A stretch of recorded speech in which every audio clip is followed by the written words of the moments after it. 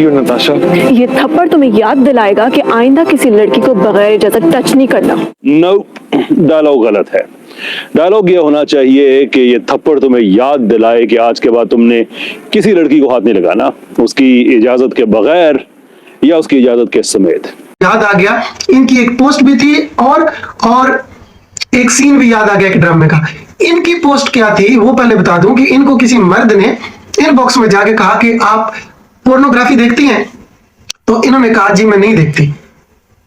तो वो बस चला हो गया, इन्होंने उस पर पोस्ट डाल दी और उसमें एक बात लिखी जो मैं आपको हाईलाइट करना चाहता हूं। इन्होंने लिखा कि देखें, हर आदमी का एक कंसेंट होता है, मर्जी होती है, यानी कि अगर कोई औरत अपनी मर्जी के साथ, अपने कंसेंट के साथ किसी के साथ जिना करे, सेक्स करे, या फिर वो किसी के साथ बैठ के पोर्नोग्राफी देखना चाहे तो ही आप उसको दिखाएं, हर किसी को ऐसा ना करें आप।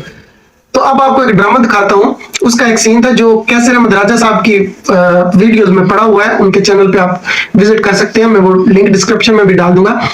कि एक लड़का उसका हाथ पकड़ता है तो वो थप्पड़ मार देती है, तो वो कहता है कि क्यों थप्पड़ मारा? तो उसने कहा ये थप्पड़ तुम्हें इसलिए मारा है कि आइंदा तुम किसी भी लड़की का उसकी मर्जी के बगैर हाथ नहीं पकड़ना।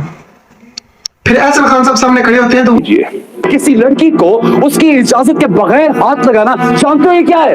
It is called harassment. यानी पहले सीन में वो लड़की बता रही थी कि औरत के कंसेंट के बगैर उसे हाथ नहीं लगाना, और फिर एक लड़का बता रहा था कि अच्छी तरह से ये बात आपके जहन में आ जाए, इस तरह से कि आप शऊरी तौर पर। तो वो दोबारा इस बात को रिपीट करते हैं ड्रामे में कि पता है तुम्हें थप्पड़ क्यों पड़ा? इसलिए कि तुम किसी औरत को, लड़की को आइंदा उसकी मर्जी के बगैर उसका हाथ ना पकड़ना। अब आम मुसलमान, आम लोग तो बस इसको देख रहे हैं, भाई ठीक है जी, लेकिन उन्होंने एक पैगाम दे दिया।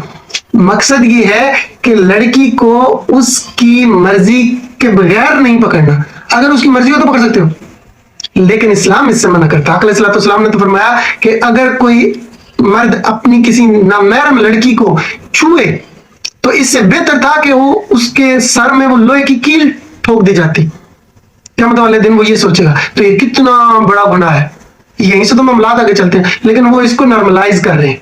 बहुत सारे लोग हैं जो ड्रामों में दिखाया जा रहा है भाभी को या साली को गले लगा रहे हैं, तो लोग समझते हैं कुछ बात भी नहीं है। जब आका अलैहिस्सलाम से पूछा गया देवर के बारे में, तो आका अलैहिस्सलाम ने फरमाया कि देवर तो मौत है। तो ये है हमारी इकदार, और ये यहां पर लेके हमें जाना चाहते हैं, ये इसको नॉर्मलाइज कर रहे हैं। तो मेरा सारे मुसलमानों से ये इल्तिजा है कि हमें रिवाइवल की तरफ आना होगा और ऐसी खवातीन को, ऐसे लोगों को, ऐसे ड्रामों से हमें बचना होगा। अपने बच्चों की, अपने नौजवानों की जो बेस है उसको स्ट्रांग करना होगा, मजबूत करना होगा, ताकि जब ऐसे लोग सामने आए तो वो फौरन इनकी बू सूंघकर इनको एक्सपोज कर लें, और हमें इनका पीछा करना पड़ेगा। अब लोग ये कहते हैं, जैसे इंजीनियर मोहम्मद अली मिर्जा साहब हैं और उनके स्टूडेंट्स, वो कहते हैं कि इनसे सिर्फ इनको एंगेज किया जाए कि हम आपसे बात करेंगे एग्जिस्टेंस ऑफ गॉड पर, लेकिन भाई ये तो तैयार नहीं होते, ये कभी भी आपसे एग्जिस्टेंस ऑफ गॉड पर बात नहीं करेंगे, क्योंकि इनको पता है ये उसमें नहीं जीत सकते। इनका मकसद ही सिर्फ दीन में कजी पैदा करना है, तो ये ऐसे ही लगे हुए हैं। तो क्या तब तक, जब तक ये राजी नहीं होते एग्जिस्टेंस ऑफ गॉड पर बात करने के लिए, तो क्या हम इनको खुला छोड़ दें?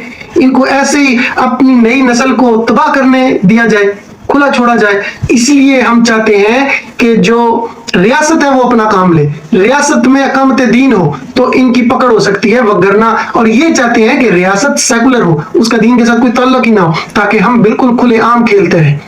तो हमें इसके बारे में बड़े गौर से सोचना होगा। जज़ाकल्लाह खैर।